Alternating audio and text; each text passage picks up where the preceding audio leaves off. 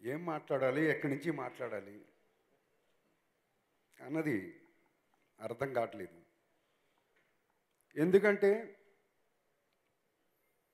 ముందు ముఖ్యంగా తెలుగింటి ఆడబడుచులకు, అన్నదమ్ములకు, అలాగే నందమూరి వంశ వీరాభిమానులకు, వాళ్ళకి ప్రథమంగా తల ఉంచి శిరస్సు వంచి పాదాభివందనాలు చేసుకుంటున్నాం. ఎందుకంటే ఇది మాట్లాడించిన తరుణమా కాదా, అయినా సరే కొన్ని మనసు విప్పి చెప్పాలి. ఇప్పుడు నా వయసు 60 ఏళ్ళు. ఈ 60 ఏళ్లలో హరికృష్ణ ఏం చేశాడు, ఏం అనుభూతులు పొందారు? ఎవరు పొందలేని,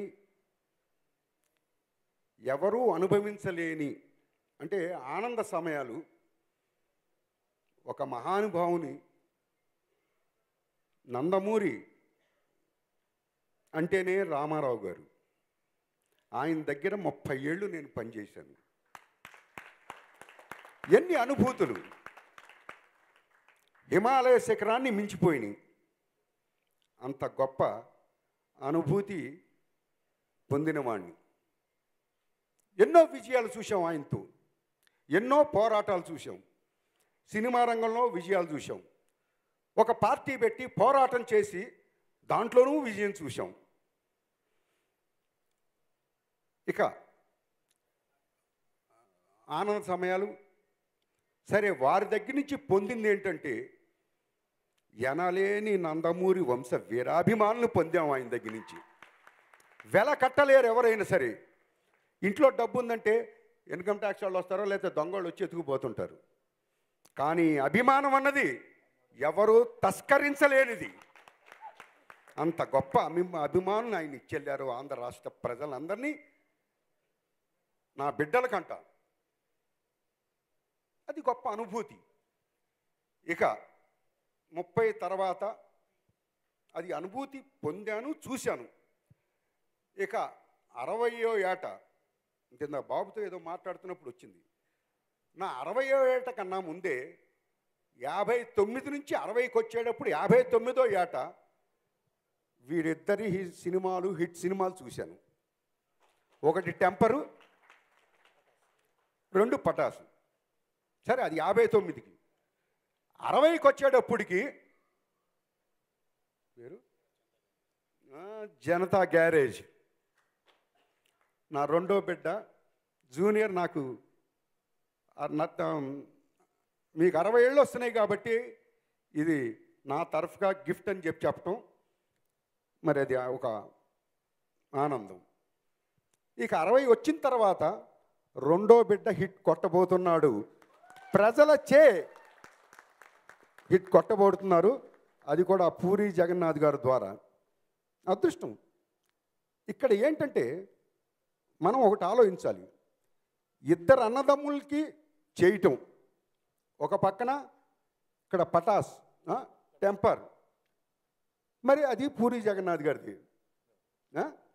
మళ్ళీ ఇక్కడికి వచ్చేటప్పటికి ఇజం అన్నది నిజంగా హిట్ కొడుతుంది. మరి నాకు నా రెండో బిడ్డ ద్వారా మరి నాకు అదొక బహుమతి, కానుక. కానీ ప్రజలు మీరందరూ ఆశీర్వదించాలి. ఆ మహానుభావుడు ఏ లోకంలో ఉన్నాడో కానీ ఆయన కడుపును పుట్టడమే మహద్భాగ్యం. అలాగే వీటన్నిటికన్నా ముందు ఇంకొకటి కూడా చెప్పాలి. ఇక్కడ టెంపర్, ఇక్కడ పటాస్. హిట్కి ఆడియో ఫంక్షన్కి ఉండాల్సింది నా పెద్ద బిడ్డ జానకిరామ్. అనేవాడు, డాడీ ఇద్దరు హిట్స్ కొడుతున్నారు, ఇద్దరు హిట్స్ కొడతారు అని చెప్పి పాపం మర్నాడు ఆడియో ఫంక్షన్ ఉండగా కూడా అర్జెంటుగా ఆయన బయలుదేరి వెళ్ళటం, ఆయన అనంత లోకాలకి వెళ్ళిపోయారు. కానీ ఆయన ఆత్మ ఉంది, ఆయన మాట ఇంకా జీవించింది కాబట్టి ఆనాడు ఆయన దీవెనతో 2 సినిమాలు హిట్ అయినాయి. కాబట్టి పెద్ద పెద్ద ఆయన పైనుంచి ఆ మహానుభావుడు, ఇక్కడి నుంచి నా పెద్ద పెద్ద మాట ఉన్నాయి. ఈ సినిమా ప్రజలచ్చే హిట్ కొట్టించాలి, మీరందరూ ఆశీర్వదించాలి పిల్లలని మరొకసారి కోరుకుంటూ, అలాగే పూరి జగన్నాథ్ గారు హ్యాట్స్ ఆఫ్, బాగా చేయించారు. అలాగే మరి మ్యూజిక్ డైరెక్టర్ గారు అనూప్ గారు చాలా బాగుందయ్యా. ఎందుకంటే సంగీతం అన్నది ఒక మధురం. ఒక ఆర్టిస్టు ఎమోషన్గా చెయ్యొచ్చు, పోనీ కామెడీగా చెయ్యొచ్చు, ఏదైనా సరే సంగీతం ద్వారానే సగం అది బయటకు వస్తుంది. పాటలు సక్సెస్ అయినాయి, సాంగ్స్ హిట్ అయినాయి అంటే సగం సినిమా అది హిట్. కాబట్టి నీకు కూడా నేను కృతజ్ఞతలు తెలియజేస్తున్నాను. అలాగే బాబా గారు, షార్ట్ కట్గా నేను భాస్కర పట్ల గారు, చాలా బాగున్నాయి, చాలా బాగున్నాయి. బాబా భాస్కర పట్ల గారు అలాగే మంచి పాటలను అందించారు, మీకు కూడా నా కృతజ్ఞతలు. ఇక అలాగే ఆలి,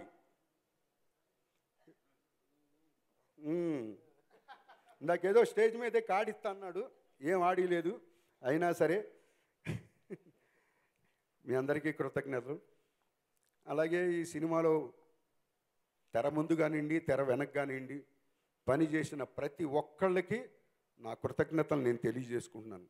ఎందుకంటే ఆఫీస్ బాయ్ అంటాం, బాయ్ అంటే ఏదో తక్కువ అని అనుకుంటాం కాదు.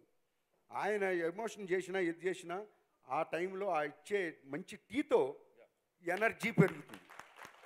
కాబట్టి అలాగే ఒక డ్రైవర్ ఉన్నాడు, అతను రథసారథిగా బండి తీసుకెళ్ళాలి. మా తండ్రి గారు నేను డ్రైవర్గా పనిచేశాను, మరి ఆయన అంత బాగా చూసుకున్నాం. అలాగే ప్రతి యూనిట్లో ప్రతి వారు కానీ డ్రైవర్స్ కానివ్వండి, అందుకే నేను తెర ముందు తెర వెనక ఎవరైనా సరే మీ అందరు కూడా కృషి ఉంది, మీ అందరి కృషి కూడా ఫలితం చూస్తారు.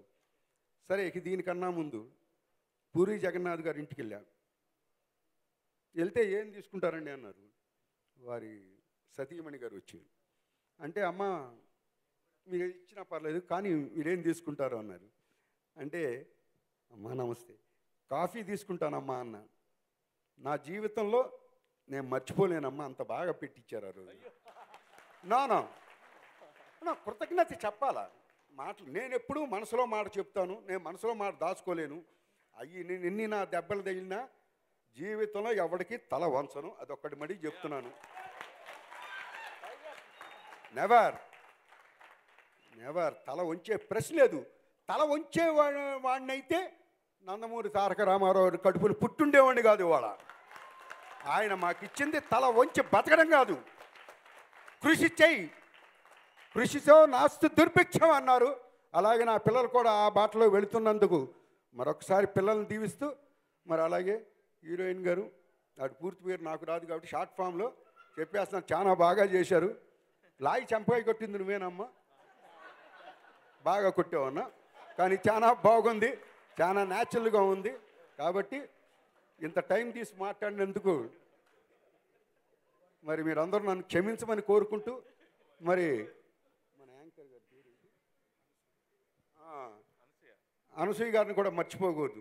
ఎందుకంటే అందరినీ ఉత్సాహపరుస్తూ వారి వంతు వారు కూడా ఈ ఫంక్షన్లో పంచుకున్నందుకు మీకు కూడా నమస్కారం, అందరికీ నమస్కారం. Thank you. ఎన్టీఆర్ జిందాబాద్.